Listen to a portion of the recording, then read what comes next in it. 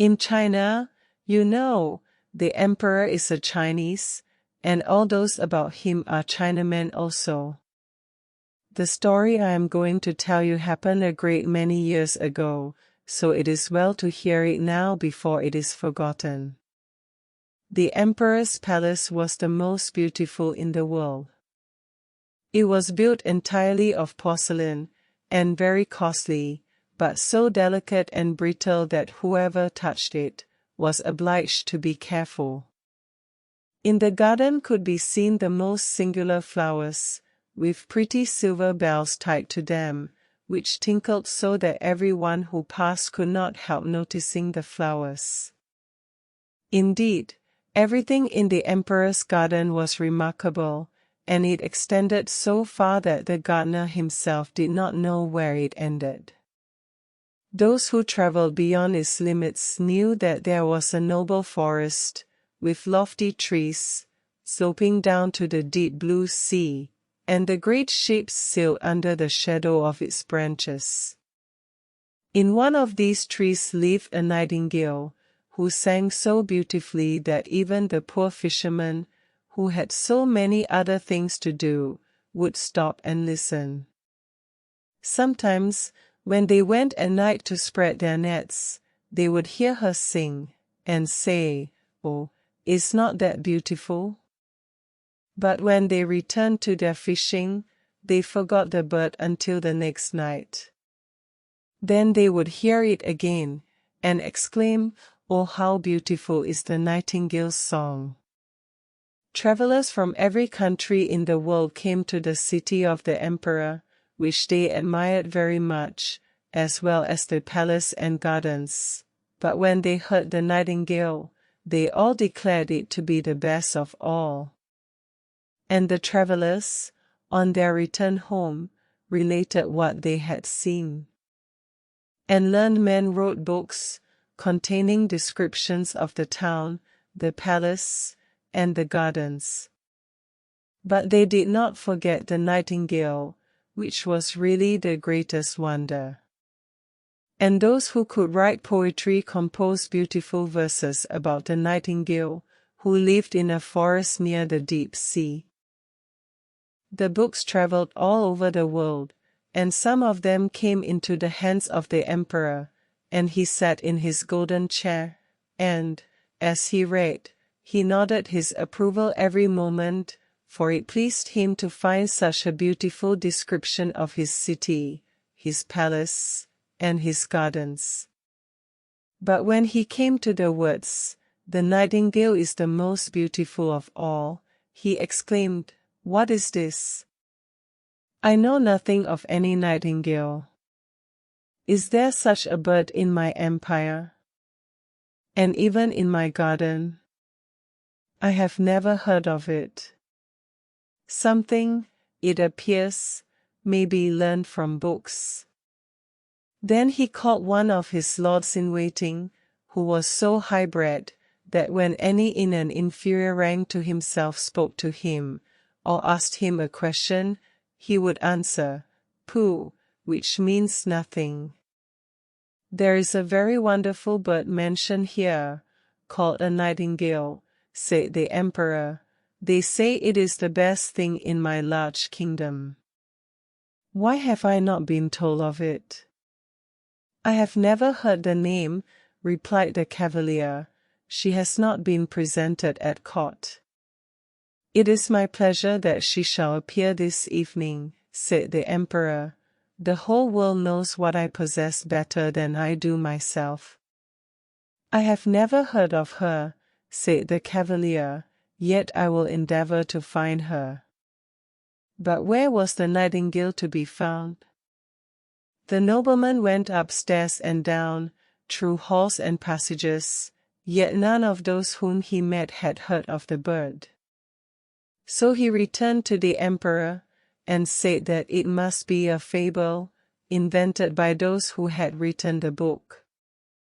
"Your Imperial Majesty," said he, "cannot believe everything contained in books. Sometimes they are only fiction, or what is called the black art.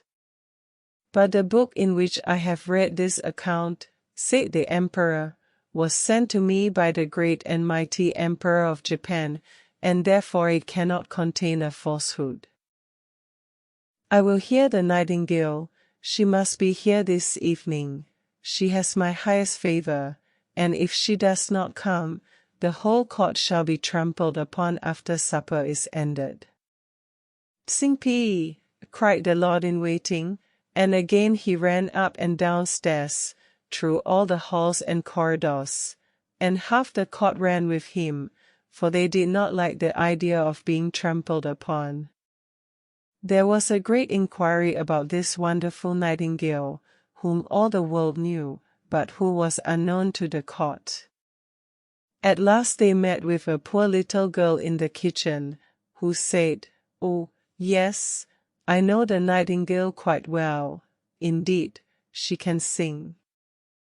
Every evening I have permission to take home to my poor sick mother the scraps from the table.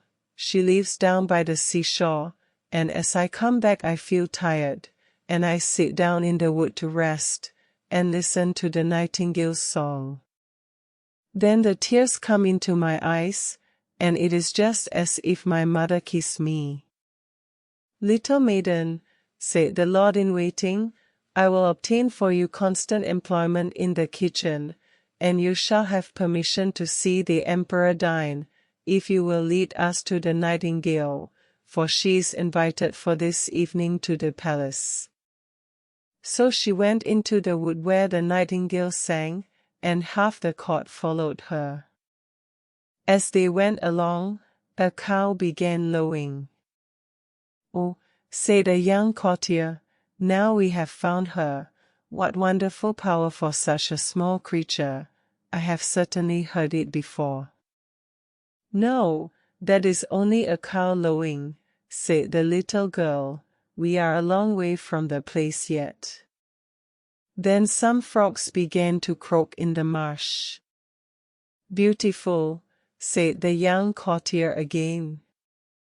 "Now I hear it, tinkling like little church bells."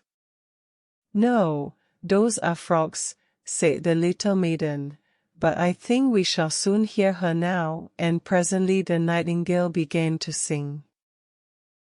"Hark, hark! There she is," said the girl, "and there she sits," she added, pointing to a little grey bird who was perched on a bough. "Is it possible?" said the lord-in-waiting. "I never imagined it would be a little, plain, simple thing like that. She has certainly changed color at seeing so many grand people around her." "Little nightingale," cried the girl, raising her voice, "our most gracious emperor wishes you to sing before him." "With the greatest pleasure," said the nightingale, and began to sing most delightfully. "It sounds like tiny glass bells," said the lord-in-waiting, "and see how her little throat works. It is surprising that we have never heard this before. She will be a great success at court." "Shall I sing once more before the emperor?" asked the nightingale, who thought he was present. "My excellent little nightingale," said the courtier, "I have the great pleasure of inviting you to a court festival this evening, where you will gain imperial favor by your charming song." "My song sounds best in the green wood," said the bird, but still she came willingly when she heard the emperor's wish. The palace was elegantly decorated for the occasion. The walls and floors of porcelain glittered in the light of 1,000 lamps. Beautiful flowers, round which little bells were tied, stood in the corridors. What with the running to and fro and the draught, these bells tinkled so loudly that no one could speak to be heard. In the center of the great hall, a golden perch had been fixed for the nightingale to sit on. The whole court was present, and the little kitchen maid had received permission to stand by the door. She was not installed as a real court cook. All were in full dress, and every eye was turned to the little grey bird when the emperor nodded to her to begin. The nightingale sang so sweetly that the tears came into the emperor's eyes, and then rolled down his cheeks, as her song became still more touching and went to everyone's heart. The emperor was so delighted that he declared the nightingale should have his gold slipper to wear round her neck, but she declined the honor with thanks. She had been sufficiently rewarded already. "I have seen tears in an emperor's eyes," she said. "That is my richest reward. An emperor's tears have wonderful power, and are quite sufficient honor for me." And then she sang again more enchantingly than ever. "That singing is a lovely gift," said the ladies of the court to each other. And then they took water in their mouths to make them utter the gurgling sounds of the nightingale when they spoke to anyone, so that they might fancy themselves nightingales.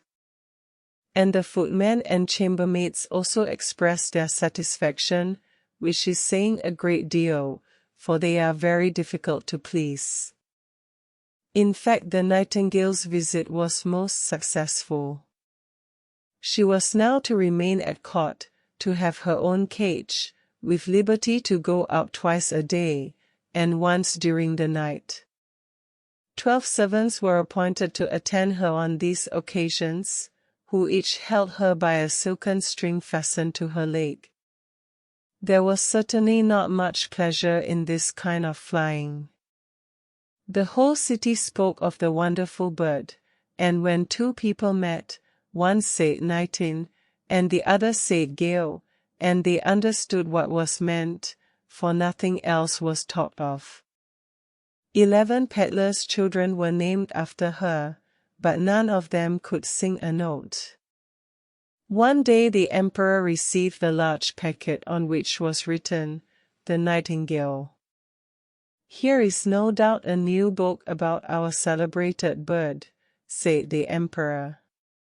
But instead of a book, it was a work of art contained in a casket, an artificial nightingale made to look like a living one, and covered all over with diamonds, rubies, and sapphires. As soon as the artificial bird was wound up, it could sing like the real one, and could move its tail up and down, which sparkled with silver and gold. Round its neck hung a piece of ribbon, on which was written, "The Emperor of China's nightingale is poor compared with that of the Emperor of Japan's." "This is very beautiful," exclaimed all who saw it, and he who had brought the artificial bird received the title of Imperial Nightingale Bringer-in-Chief. "Now they must sing together," said the court. "And what a duet it will be!" But they did not get on well, for the real nightingale sang in its own natural way, but the artificial bird sang only waltzes. "That is not a fault," said the music master. "It is quite perfect to my taste," so then it had to sing alone, and was as successful as the real bird. Besides, it was so much prettier to look at, for it sparkled like bracelets and breastpins. 33 times did it sing the same tunes without being tired. The people would gladly have heard it again, but the emperor said the living nightingale ought to sing something. But where was she? No one had noticed her when she flew out at the open window, back to her own green woods. "What strange conduct," said the emperor, when her flight had been discovered. And all the courtiers blamed her, and said she was a very ungrateful creature. "But we have the best bird after all," said one, and then they would have the bird sing again, although it was the 34th time they had listened to the same piece, and even then they had not learned it, for it was rather difficult. But the musicmaster praised the bird in the highest degree, and even asserted that it was better than a real nightingale, not only in its dress and the beautiful diamonds, but also in its musical power. For you must perceive, my chief lord and emperor, that with a real nightingale we can never tell what is going to be sung, but with this bird everything is settled. It can be opened and explained, so that people may understand how the waltzes are formed, and why one note follows upon another.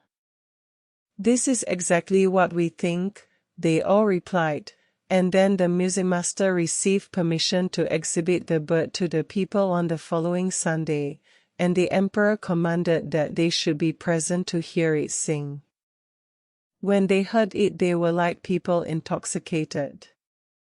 However, it must have been with drinking tea, which is quite a Chinese custom.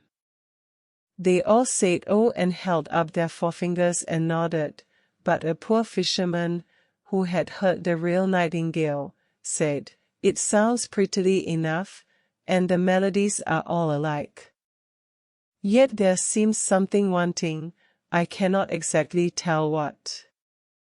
And after this the real nightingale was banished from the empire, and the artificial bird placed on a silk cushion close to the emperor's bed.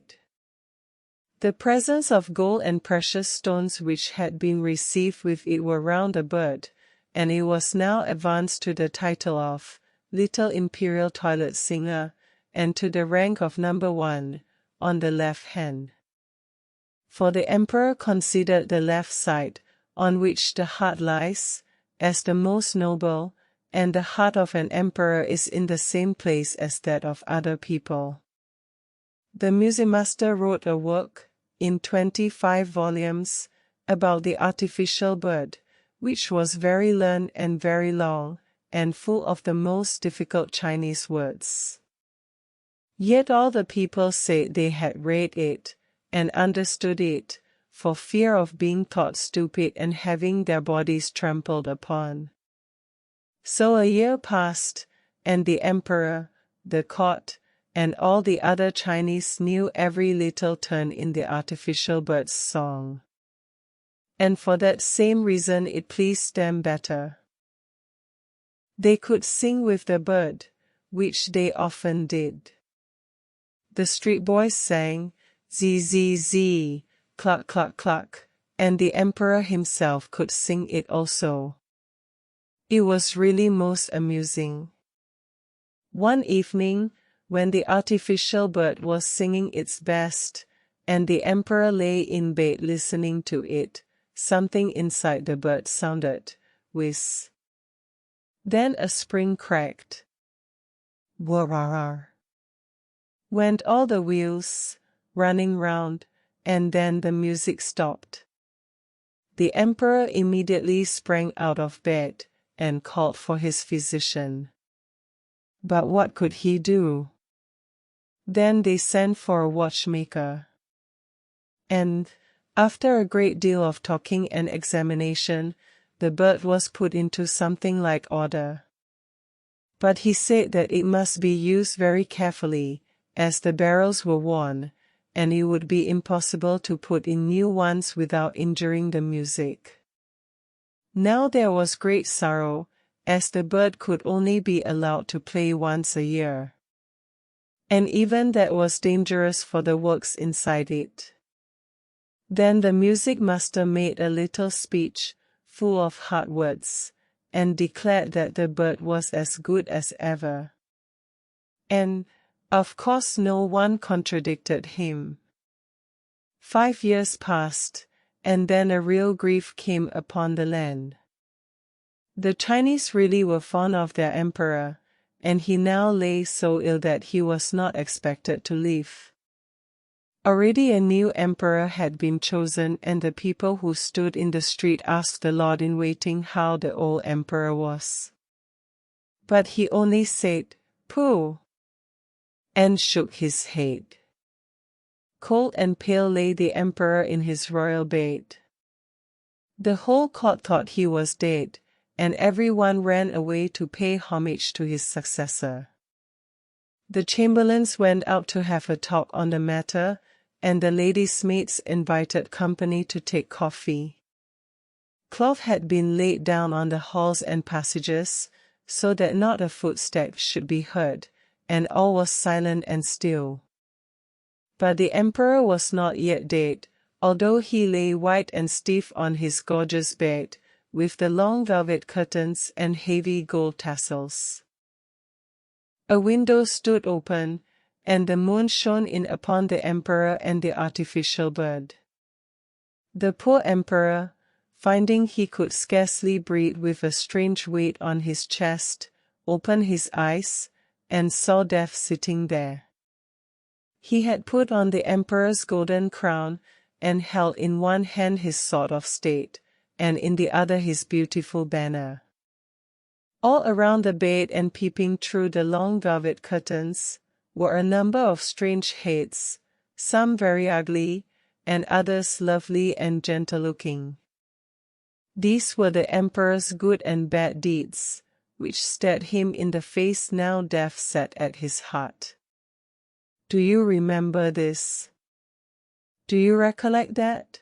They asked one after another, thus bringing to his remembrance circumstances that made the perspiration stand on his brow. I know nothing about it, said the emperor. Music. Music, he cried.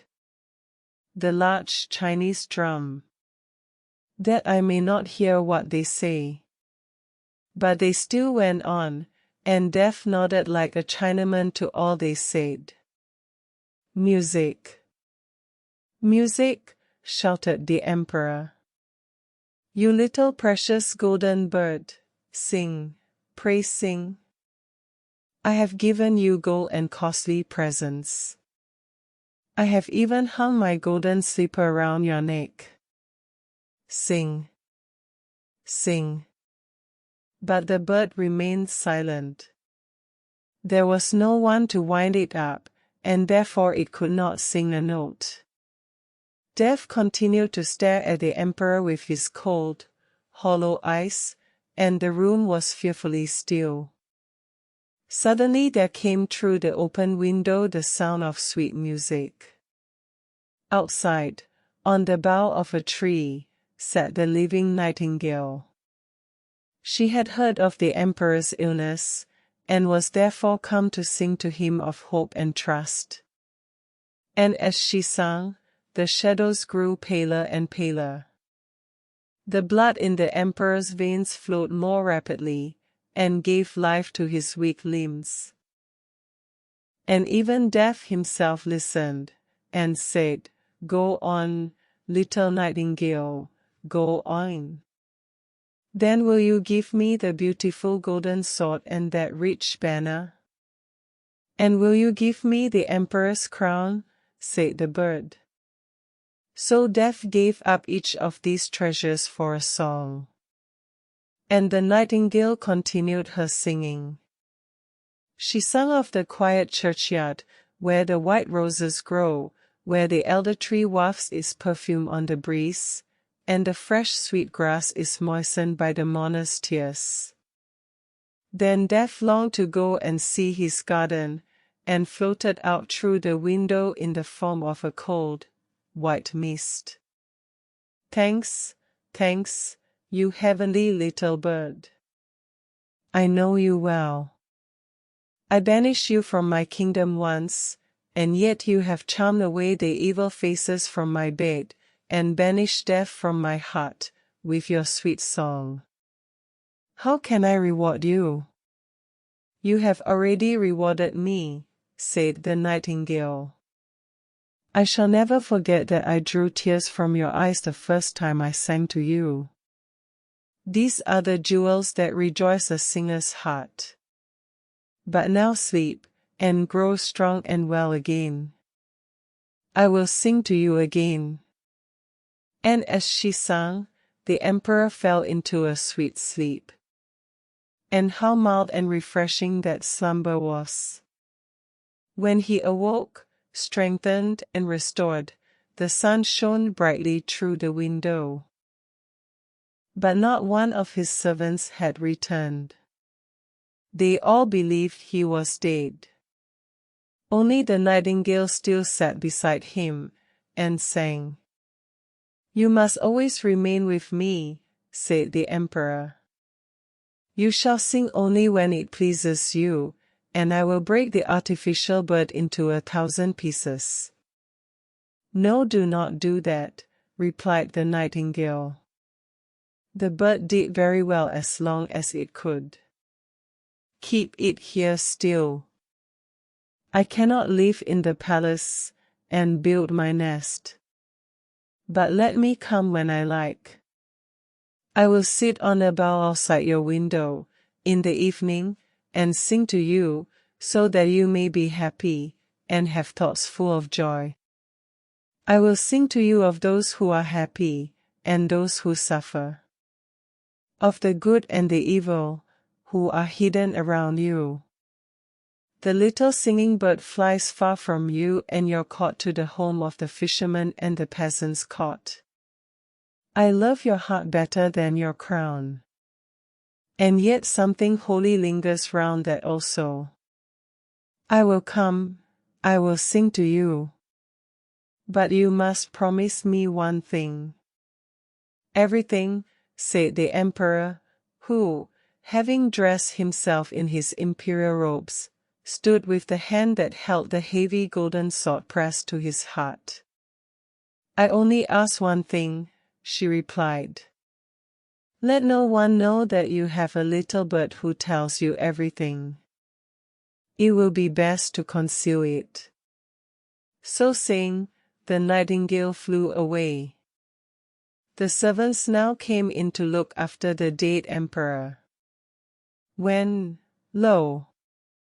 there he stood, and, to their astonishment, said, "Good morning."